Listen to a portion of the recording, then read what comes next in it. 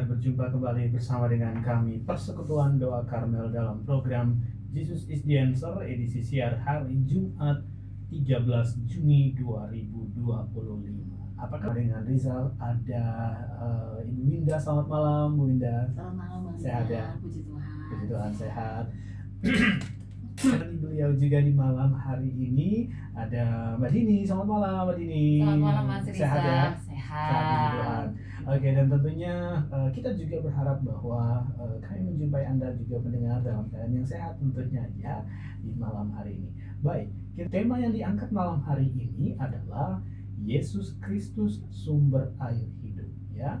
Ini tema kita malam hari ini adalah Yesus Kristus sumber air hidup dengan nats yang dipakai di malam hari ini Yohanes pasal 7 ayat 1 sampai dengan 44. Oke, sebelum kamu mendengarkan pengantar yang disampaikan oleh Pendeta Winda di malam hari ini terkait dengan Yesus Kristus sumber air hidup. Oke, Bapak Ibu, rekan-rekan semua, Bang Rizal juga Mbak Dini yang ada di tempat kita pasti sudah kenal ya, pasti sudah kenal bahwa Tuhan Yesus adalah Tuhan dan Juru Selamat. Kehadiran Tuhan di muka bumi ini bukan hanya datang untuk menyelamatkan kita kemudian dia pergi meninggalkannya, meskipun kita baru memperingati hari kenaikan Tuhan Yesus. Ada hal-hal yang luar biasa yang Tuhan kerjakan sampai hari ini, bahkan sampai selama-lamanya. Dia memperkenalkan dirinya sebagai teman, sebagai Bapa, dan malam hari ini kita mau belajar bahwa Tuhan itu adalah sumber air hidup dalam kehidupan kita. Nah, apa yang dimaksud dengan air hidup, kemudian kenapa kita harus memerlukan itu, aplikasinya secara sederhana seperti apa, dan mungkin itu yang akan kita kira-kira bahas pada malam hari ini, Bang Rizal. Kita mulai dengan diskusi kita malam hari ini, Mbak Dini. Oke, terima kasih Mas Rizal ya. Sesuai tema kita, Yesus Kristus sumber air hidup. Nah, kita tahu bahwa yang menjadi kebutuhan manusia yang paling utama itu adalah air. Bahkan penelitian menyatakan bahwa ketika manusia hanya konsumsi air, mereka bisa bertahan hidup sampai 40 hari tanpa makan. Tapi ketika mereka hanya makan tanpa meminum air, maka mereka hanya bisa bertahan hanya sampai 1 minggu. Jadi kalau kita ngelihat bahwa ternyata air itu adalah salah satu kebutuhan yang paling vital bagi kehidupan manusia. Tanpa air maka manusia itu tidak akan bisa hidup. Nah, kalau kita merujuk kepada pembacaan kita, bahkan tema kita bahwa Yesus Kristus itu adalah sumber air hidup. Mengapa sampai Tuhan Yesus itu dikatakan dia adalah sumber air hidup, dan apa sebenarnya arti air hidup itu? Gitu, Ibu. Oke, ini hal-hal yang mendasar ya, karena kalau Tuhan Yesus itu kan hadir di muka bumi ini dengan memakai bahasanya itu dengan tubuh manusia supaya kita bisa mengenal dia dengan sudut pandang kita yang sederhana ini.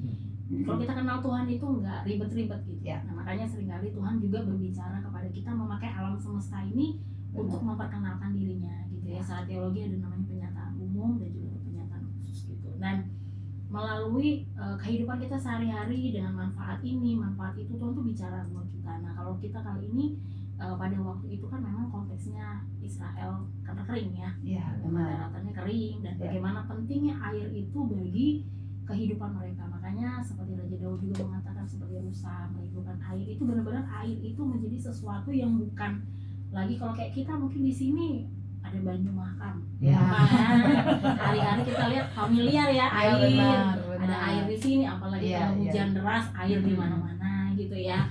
Tapi kalau konteksnya kita kembali ke bangsa Israel, pada waktu itu ditulis, firman Tuhan ini ditulis itu pada saat itu, dan sekarang memang sudah lebih maju ya. Tapi bagaimanapun juga itu kan daerah gurun, kering, dan berbicara air itu sesuatu yang sangat dibutuhkan gitu ya.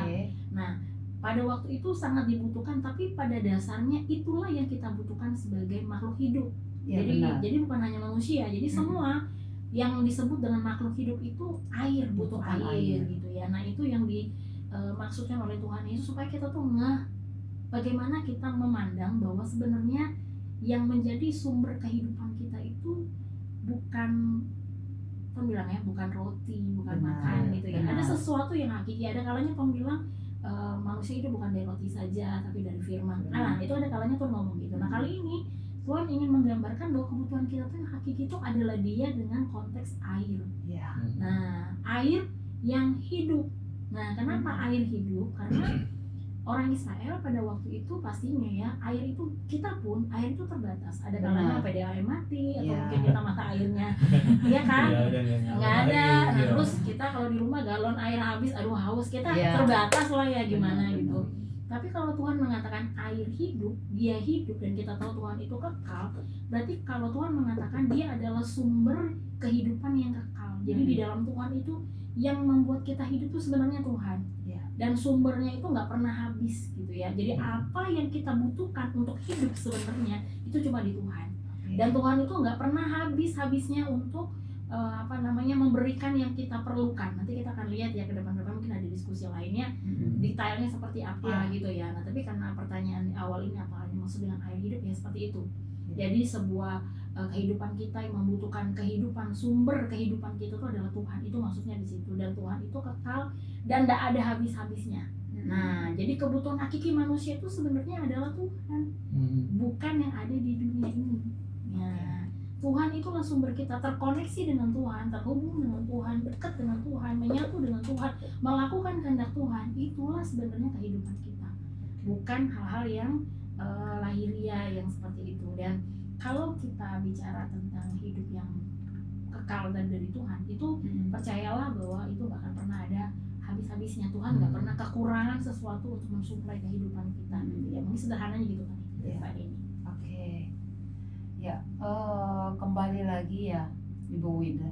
Nah, kalau kita tadi ngelihat, ternyata kan memang Tuhan berkata bahwa dalam ayat 37 sampai 38, barang siapa percaya kepadaku, baiklah dia datang dan minum. Artinya apa? Bahwa Tuhan Yesus itu menggambarkan dirinya seperti air. Ketika kita minum, dikatakan Alkitab ya Ibu Winda bahwa kita tidak akan haus lagi. Ya. Nah, kalau kita lihat pernyataan Tuhan